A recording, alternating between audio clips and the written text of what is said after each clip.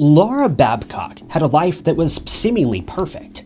She'd just gotten a college degree, was surrounded by friends who loved her, and she was on the path to secure the job of her dreams. But all of that changed when she got unexpectedly involved in a love triangle that she couldn't get out of. Laura was blissfully unaware that the man that she'd fallen for had a series of incredibly dark secrets that he'd been keeping from her. Investigators claimed that Laura was subjected to an unspeakable crime, and it ultimately resulted in her losing her life and being disposed of in the most creative yet heartless way you could imagine. Detectives spent months collecting evidence and investigating this crime, and in the end, 2 criminals were placed behind bars. But they're not anyone you would have expected. This is a story that is bizarre from beginning to end. This is the twisted case of Laura Babcock.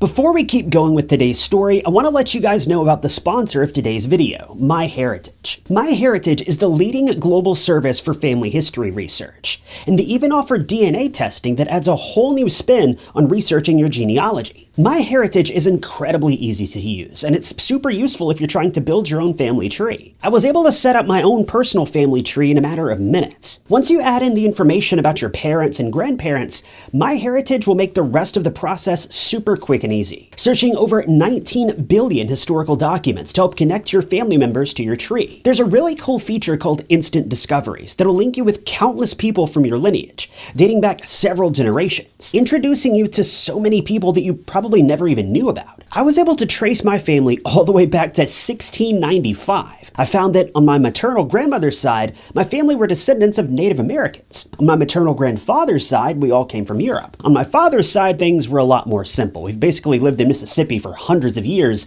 even before the United States was even founded. And we're all still here today, too. The really cool thing about MyHeritage is that it'll even link you with documents, photos, and pretty much anything else that's been stored in the database regarding your family, letting you take an even closer look at the lives of these people you've never even known about. If you happen to find some old photos of your family, they even offer a feature to colorize these photos, bringing new life to these people that have long since passed. It's a super cool service, so I'd strongly urge you guys to check it out. If you click the link in the description, you'll not only be given a 14-day trial, but you'll also get 50% off your membership. Give it a try and let me know what you find. You never know, we may actually be related somewhere along the line. Thanks to MyHeritage for sponsoring today's video. Laura Babcock was just 23 years old in the summer of 2012. Laura had a core group of friends that she depended on, as well as a family who cared deeply for her. She was known for having the most sincere love for dogs, but she also had aspirations of starting her own family one day and eventually settling down with someone she loved. Laura's personality was described pretty interestingly by one reporter who recalled her as being the perfect mixture of optimistic and conflicted. Laura was a strong young woman, but she also had a few demons. Laura had struggled with her mental health in the past, but she was on the path to making things better for herself. In 2012, she just graduated from college and got her degree in English as well as drama. She'd been attending the University of Toronto for a number of years and was super excited to finally put her life as a student behind her so that she could get to work on her career. She'd been spending her time searching for a more permanent job where she could begin to place her roots and grow. But she quickly learned that finding an honest, good-paying job isn't as easy as some people would make it seem. After spending quite some time trying to find a suitable position and being unable to do so, Laura started to get impatient. Worse yet, she'd begun having disagreements with her parents. Although Laura was 23 and equipped with a solid education, she continued to live at home with her parents while she tried to make ends meet. Her parents were happy to have her, but they had strict rules that she was expected to follow. This was the cliche situation of stay at home as long as you want, but if you live under my roof, you live by my rules. Laura respected this to a certain extent, but tensions began to rise when Laura began to push back on her parents' rules about curfew. She'd missed curfew multiple times in the past, and this was beginning to be a problem for her parents. Rather than agreeing to her parents' rules, Laura decided that enough was enough and she'd moved out on her own. Well, sort of. She moved out, but she wasn't entirely on her own just yet. She wasn't able to afford her own place to stay, so she opted to hop from couch to couch, bouncing between the homes of her various friends. While this certainly isn't a great lifestyle decision, Laura just needed some space and time away from her parents while she tried to establish herself as her own person. Her father clarified that she'd not been banished from their home due to her curfew violations, but he made it clear that he didn't approve of her coming home at 2 or 3 in the morning multiple times a week, which is when Laura eventually opted to just move out. Without a job and desperate for money, one of Laura's friends introduced her to a new idea. While waiting for a more traditional job that utilizes her degree, why not try joining the escort business? To put it plainly, an escort is someone who's paid for their companionship. Escort services are widely available to people of all genders and walks of life, and most of the time it just involves accompanying someone to an event, or just paying the person to hang out with you and be friendly. But sometimes escort services require more than simple friendship, depending on the client's requirements and requests. Laura was apprehensive about this line of work, but she knew that she needed money, and she needed it quickly. So she opted to give it a try. Those around Laura noticed that pretty soon after she joined this particular workforce, her mood began to change. Her father recalls this time in her life and says that it was clear that Laura was growing frustrated. He said she always seemed agitated and on edge and would have a hard time staying still. One of her friends recalled her time working as an escort and said that Laura had a lot of emotional issues, but that they understood each other, and overall, Laura was a happy and outgoing person. But by the spring of 2012, that had begun to change. A darkness had begun to envelop Laura, and there was nothing her family could do to stop it. By July of that year, Laura stopped contacting her family, and soon after, she was never heard from again.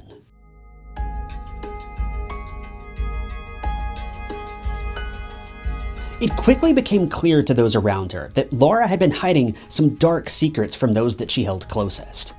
Laura's boss, the owner of Last Minute Escorts, recalled that Laura had big aspirations of becoming an actress. He remembered Laura fondly, explaining that she worked for him multiple times in the past. Outside of this, 3 other men spoke up about their time working with Laura. All 3 men agreed that they'd never had intimate relations with her. Their business was purely professional. But a couple of other people she worked with weren't as open about the time they spent with Laura, leaving a lot of room for speculation.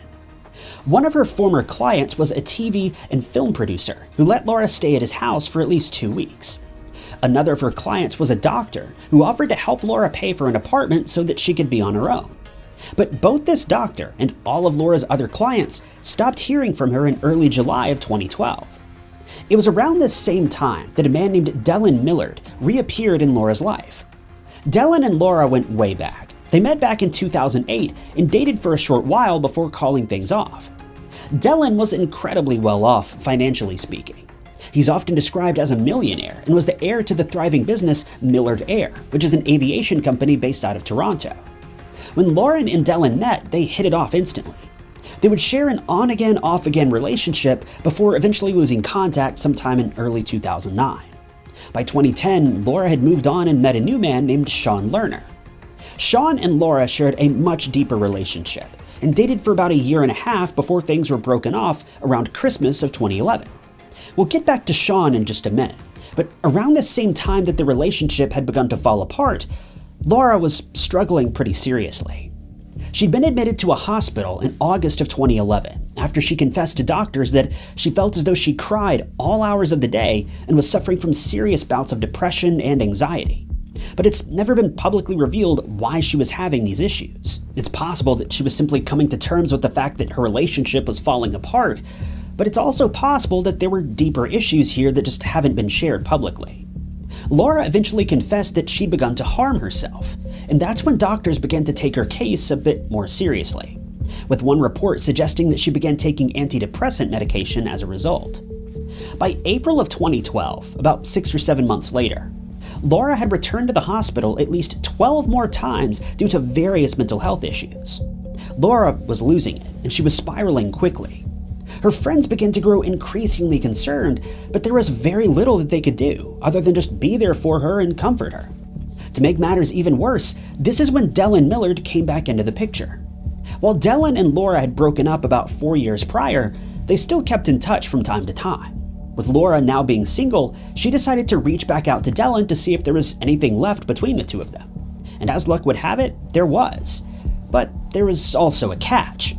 Dylan had begun dating someone about a year prior to this, sometime in early 2011. His new girlfriend, Christina, was a bit of an interesting character. She and Laura had multiple arguments, and what it ultimately boiled down to was Christina being jealous of the bond that Laura and Dylan shared. It was clear that there was something special between the two of them, and Christina felt threatened by this. To make matters even worse, Dylan and Christina weren't even in a committed relationship. While they were technically together, Dylan says that they were in an open relationship, and he claims that Christina was aware that he was actively sleeping with other people, one of these people being Laura. In February of 2012, Laura turned 23, and on her birthday, she received a text from Christina. The text read, "Happy birthday. A year ago today was the first time I slept with Dylan." Laura, seemingly unfazed by this, responded by saying, "That's fine, I slept with him a couple weeks ago." It was clear from this moment on there was some serious bad blood between the two, but Dylan wanted no part of it. It would seem that Dylan wasn't looking to reignite anything serious with Laura. This became clear when he texted her a short while later and explained that he felt that Laura was a bad influence for him.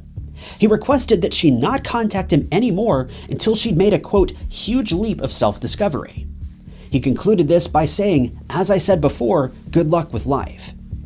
It was very clear that Dylan was done with Laura, but Laura's version of events paints a different picture. While Dylan claims that Christina knew about his promiscuity, Laura doesn't believe that Christina knew the extent of Dylan's actions.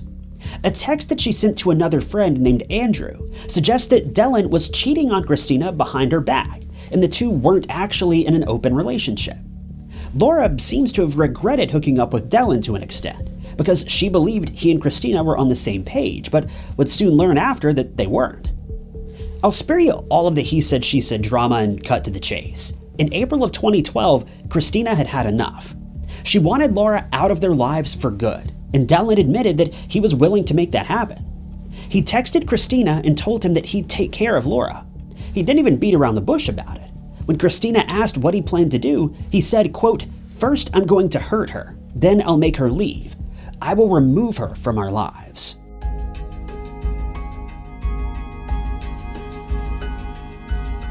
By June of 2012, Sean Lerner, the man who Laura had been dating for about a year and a half, stepped back into her life.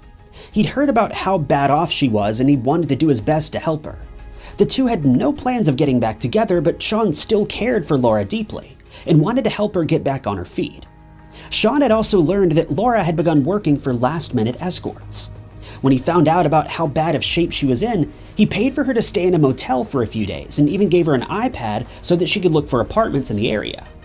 When he pressed Laura about her involvement in the escort business, she repeatedly assured him that her business was not of a sexual nature, and that she was nothing more than arm candy for lonely men.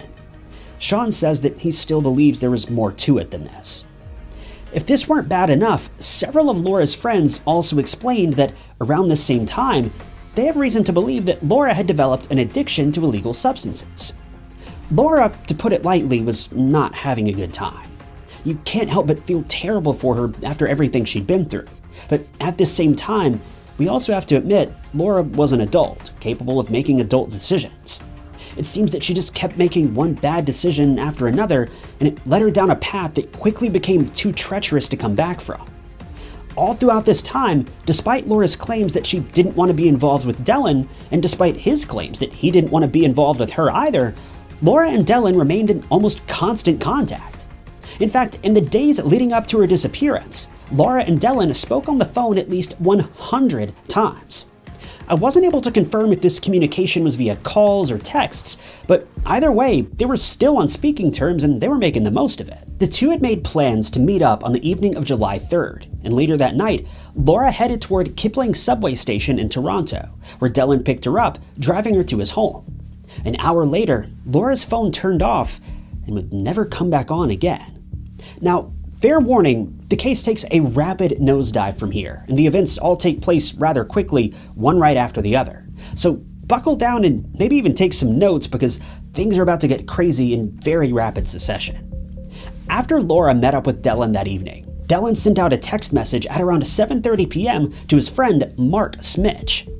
The message read, "I'm on a mission, back in 1 hour." No further texts were sent after this. The very next day, Sean Lerner received a notification that the iPad that he'd given Laura had suddenly been renamed Mark's iPad. Safe to assume that Dellen's aforementioned friend, Mark, had come into possession of Laura's iPad. But how? Immediately after this, Dellen took a photo on his cell phone showing an object wrapped in a blue tarp located on his farm in Waterloo. And it's been suggested that this photo was shared with Mark. Later that same day, Dellen accepted a same-day delivery for a brand new mattress. I think we can all tell what's probably going on here. Laura spends the night, then all of a sudden Dellen's taking photos of something wrapped in a tarp, then buying a new mattress? Things were getting fishy, to say the least. But if this wasn't clear enough, things are about to get worse. In the days leading up to all this, Dellen had contacted his mechanic friend and asked him to make arrangements to deliver an animal incinerator to his farm. This incinerator arrived on July 5th, 2 days after Laura was last seen. This brings us to July 14th, 2012, the day that Laura's family decided to file a missing person report. See, Laura was known to lose touch with her parents from time to time. After all, they were still caught up in a bit of a disagreement at this point. But it was incredibly unusual for Laura to not make contact with her friends. It's been noted that she spoke to her friends literally every single day up to this point. But when the missing person report was filed, Sean Lerner says that police didn't seem concerned in Laura's case at all, especially after they learned about her mental health issues and her work as an escort. It was almost as if they completely shut down after learning this. 9 days passed by without any leads coming to or from the police who were working the case. But on the evening of July 23rd, Dellen sent a text message to Mark saying, "Barbecue has run its warm-up. It's ready for meat." Immediately after this text was sent, Dellen made a Google search, seeking the correct temperature for cremation. Soon after, Dellen took a photo of Mark standing next to the cooker. The objects that were seen inside the cooker at this point were later described by a forensic expert as resembling human bones.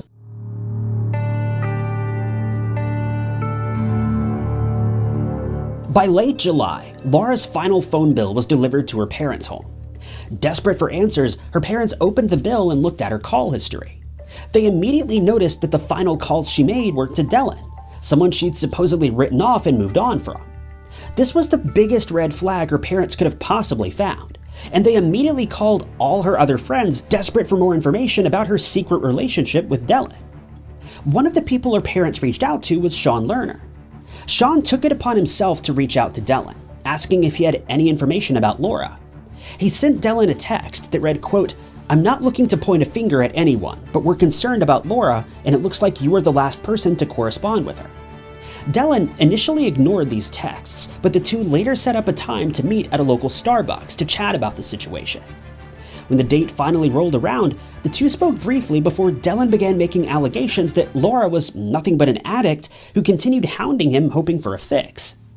Dellen says he repeatedly denied Laura's requests and had no involvement in her disappearance. But then he made a pretty shocking statement. As the two ended their conversation, Dellen informed Sean that he should have, quote, "no reasonable expectation of finding her." This brings us to August of 2012, when the pieces finally began to fit together. Mark had invited a few of his friends over to his mother's home, and they were hanging out in the garage when Mark began rapping. I can't tell if he was rapping as a joke or if he was serious about it, but my gosh, is it awful. The started off all skin and bone, now the lay on some ashy stone. Last time I saw us outside the home, and if you go swimming, you can find a phone. Find a phone? What? Find a phone. If you go swimming, you'll find a phone. Find a phone. Find a phone. You can find a phone. If you go swimming, you'll find a phone. Lay on some ashy stone. In this weird rap, Mark says that she started off as skin and bone, and now she lays on ashy stone. And he ends the segment by claiming, if you go swimming, you can find her phone. I don't know about you, but this sounds like a confession if I've ever heard one. Mark's friends were apparently shocked by this as well, and that's why they eventually agreed to testify against Mark, saying that he would later confess to claiming a girl's life, burning the remains, and then disposing of the evidence in a lake. Mark was very clearly terrible at keeping secrets. This was all investigators needed to pin both Mark and Dellen for the disappearance of Laura Babcock. But this isn't the end of the case by any means.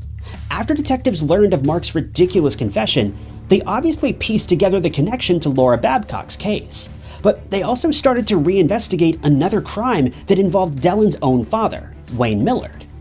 Wayne had lost his life a while back, but investigators initially ruled that he'd claimed his own life, resulting in Dellen becoming the heir to his father's multi-million-dollar estate. But now that they learned the extent of Dellen's involvement with Laura, they wanted to re-examine his father's case, planning to pin Dellen for that crime as well. If this weren't bad enough, investigators also learned of a third man who was involved with Dellen.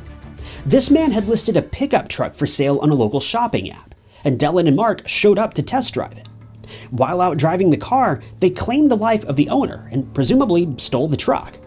This victim was also disposed of in the duo's makeshift incinerator. Now, the story of Dellen and Mark goes much deeper than this, and pretty much everyone who knew the two were somehow involved in the case, with a female friend of the two even being accused of helping clean up the scene of the crime and destroying evidence. If you'd like to see a more in-depth look at the crimes of these two, just let me know in the comments and I may revisit this in the future, but for today's video, I want to stay focused on Laura Babcock. For the duo's crimes against Laura, they were each sentenced to 25 years behind bars. Even though Laura's remains have never been found, Dellen has since appealed the charges placed against him regarding the disappearance of Laura, but it seems safe to assume that these appeals will most likely be denied. Thankfully, Laura's family were finally able to get justice for the horror that their daughter was put through. But in the end, this doesn't bring Laura back. It doesn't really solve anything at all. We may never know why Dellen went to such drastic means to get Laura out of his life. There's truly no sense to it. It's heartwarming to know that this pathetic shell of a man was finally taken off the streets of Toronto. But it doesn't change the fact that the damage is already done. Thank you guys for tuning in to another episode of True Crime Stories. If you want to see more true crime documentaries like this, be sure to hit that like button and subscribe. You can also find me on Instagram at Ty_knots. If you'd like to help support the channel, the best way you can do that is simply by leaving a comment below. Any comment at all. It helps out the channel a lot more than you may realize. If you want to help out financially, you can do that by clicking the blue join button below or by picking up a True Crime Stories mug, like the one you see on the desk behind me, from TyKnots.com. But with that, my name is Ty Knots, and I'll catch you guys in the next video.